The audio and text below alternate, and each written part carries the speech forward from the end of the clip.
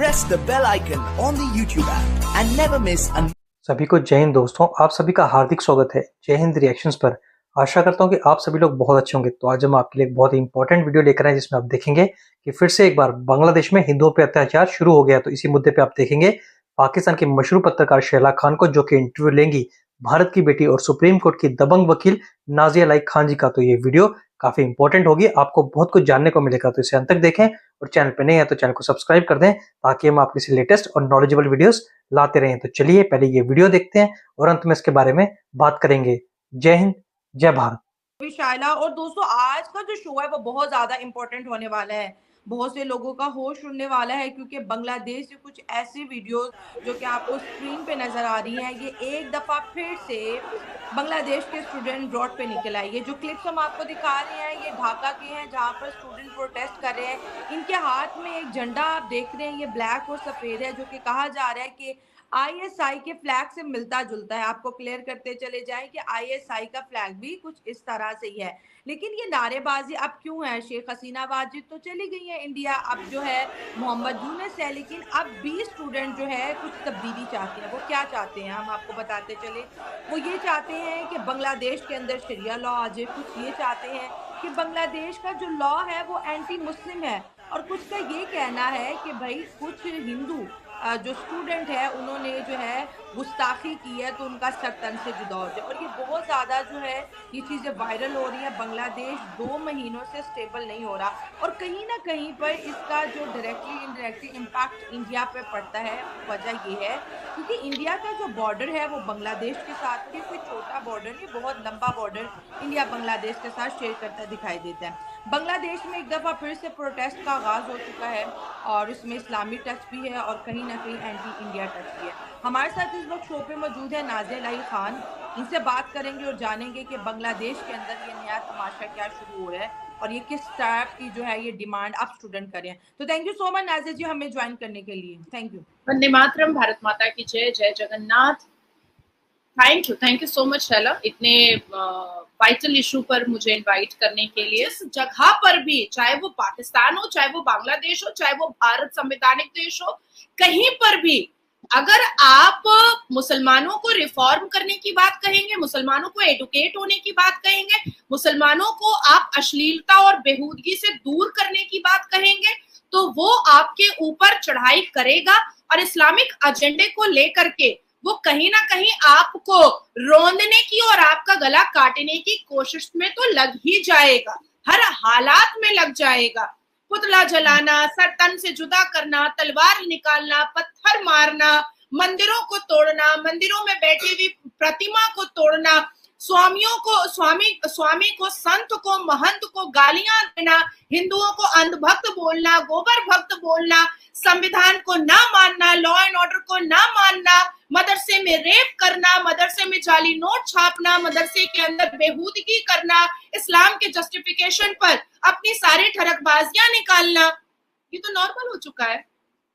अब इसमें शॉकिंग तो कुछ बचा नहीं है। अब मैं आपको बताना चाहती हूँ कि 1953 में जो एस्टैब्लिश किया गया था कैलिफाइट क्या, इस्लामिक रूल, जो तालिबान की तरफ से, जो आईएसआईएस की तरफ से एक ब्लैक झंडा और उस पर व्हाइट प्रिंट करके जो एक रूल को, जो एक चीजों को बहुत पुरजोर तरीके से एस्टैब्लिश किया गया था, वही सेम दशा और सेम प्लान हम लोगों को अब बांग्लादेश में दिखाई दे रहा है। 2 महीना हो गया शेख हसीना को गए हुए वहां से, या ये कह ले कि भगाए हुए वहां से शेख हसीना को 2 महीने हो गए। अब उस फ्री बांग्लादेश कंट्री में क्या हो रहा है, लोगों को लगा होगा कि भाई अब तो शेख हसीना चली गई, अब तो हिंदुओं को सपोर्ट करने वाला वहां पर कोई नहीं बचा है, अब तो मुसलमान वहां पर बहुत तरक्की कर लेंगे, अब तो मुसलमान बांग्लादेश में एकदम साइंटिस्ट बन जाएंगे, चांद से भी ऊपर चले जाएंगे, 7वां आसमान को क्रॉस कर लेंगे,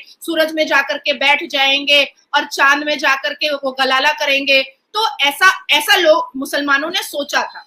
मुसलमानों का ऐसी सोच आई थी कि भाई शेख हसीना जो है वही मुसलमानों की तरक्की को रोक रही है, क्योंकि वो हिंदुओं को सपोर्ट कर रही है। अब शेख हसीना को 2 महीना हो चुका, 2 महीने में हमने कुछ बांग्लादेश से अचीवमेंट तो नहीं देखा, इम्प्रूवमेंट तो नहीं देखा, जीडीपी को कोई बढ़ाते हुए तो यूनुस साहब को नहीं देखा। हमने यूनुस साहब को क्या देखा, हमने देखा हिजबुल तहरीक को वो बढ़ावा दे रहे हैं, हमने देखा जमाते इस्लामी के टेरर ग्रुप को वो बिना बिना कोर्ट की परमिशन के वो जेल से निकलवा रहे हैं।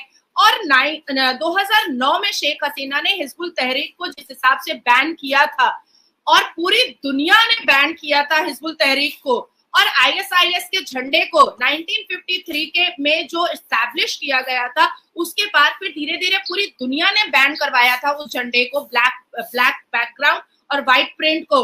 उसको फिर से उजागर करने में मोहम्मद यूनुस बहुत अहम किरदार निभा रहे हैं। अब आपको ये जान करके आश्चर्य तो नहीं होना चाहिए, क्योंकि मुझे नहीं हुआ, कि ये स्टूडेंट प्रोटेस्ट निकला क्यों है आईएसआईएस जैसे झंडे के साथ।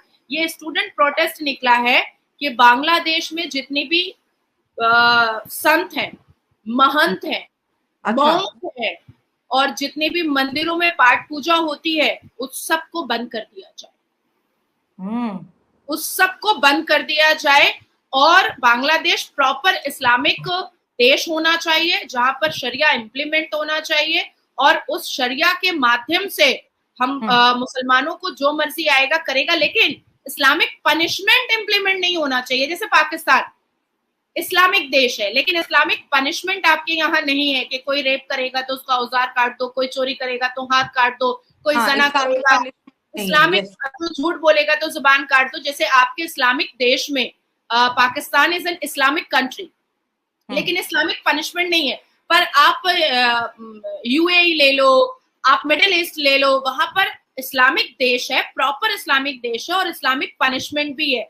तो सेम पाकिस्तान की तरह बांग्लादेश भी इस्लामिक देश बनना चाह रहा है, प्रॉपर तरीके से सारे हिंदुओं को खत्म करके, सारी मंदिरों को तोड़ करके, सारी प्रतिमा को ध्वस्त करके, सारे हिंदू बेटियों का रेप करके, सारे हिंदू लड़कों को कन्वर्ट करा करके, सारे हिंदुओं का गला रेत करके, सर तन से जुदा करके, प्रॉपर इस्लामिक शरिया देश बनाने की कोशिश में ये प्रोटेस्ट निकला था आईएसआईएस जैसे झंडे के साथ, लेकिन इस्लामिक पनिशमेंट नहीं चाहिए था।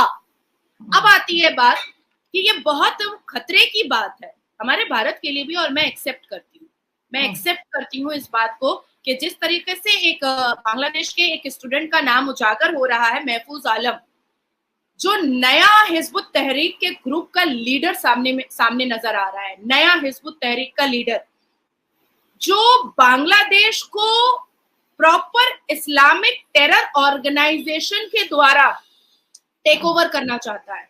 वो मोहम्मद यूनुस को भी नहीं चाहता है, वो आर्मी भी नहीं चाहता है, वो लॉ एंड ऑर्डर भी नहीं चाहता है, वो बांग्लादेश का संविधान भी नहीं चाहता है। वो एग्जैक्टली पाकिस्तान 2.0 की तरह बांग्लादेश को बनाना चाहता है।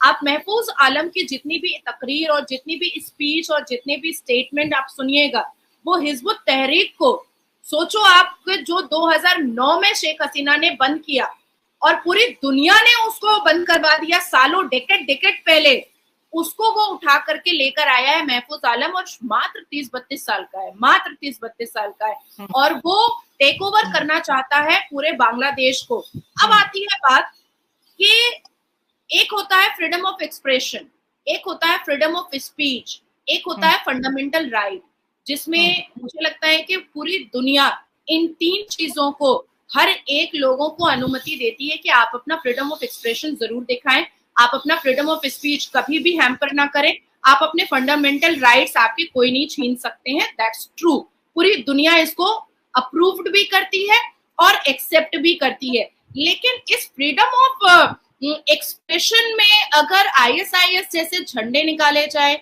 मॉन्क को सर तन से जुदा करने की बात कही जाए, और फ्रीडम ऑफ एक्सप्रेशन के द्वारा अगर आप हिंदुओं को मारने और हिंदुओं की बेटियों को बलात्कार करने की बात कहें, तो मुझे लगता है कि ये फ्रीडम ऑफ एक्सप्रेशन नहीं है, ये फ्रीडम ऑफ टेरर एक्टिविटी है जो पाकिस्तान को मिल चुका है, और अब बांग्लादेश को भी खुले छूट में चाहिए जैसे पाकिस्तान को मिला हुआ। आप बिल्कुल ठीक कह रही हैं कि ये बात खतरे वाली है भारत के लिए भी, क्योंकि हमारे साथ तो बांग्लादेश का बॉर्डर जो है लिंक नहीं करता, और कहीं ना कहीं पर ये चीज भी सामने आई थी कि बांग्लादेश और पाकिस्तान के बीच जो है रिलेशनशिप बेहतर होने के चांसेस है, लेकिन वो एक खबर तक ही बढ़ी, लेकिन आगे उसके ऊपर कोई काम होता हुआ हमें दिखाई नहीं दिया। हम दोस्तों आशा करता हूँ कि वीडियो को आपने अंत तक देखा होगा और हमेशा की तरह नाज़िया अलाई खान जी का दमदार और बेबाक रिएक्शन आपको काफी पसंद आया होगा।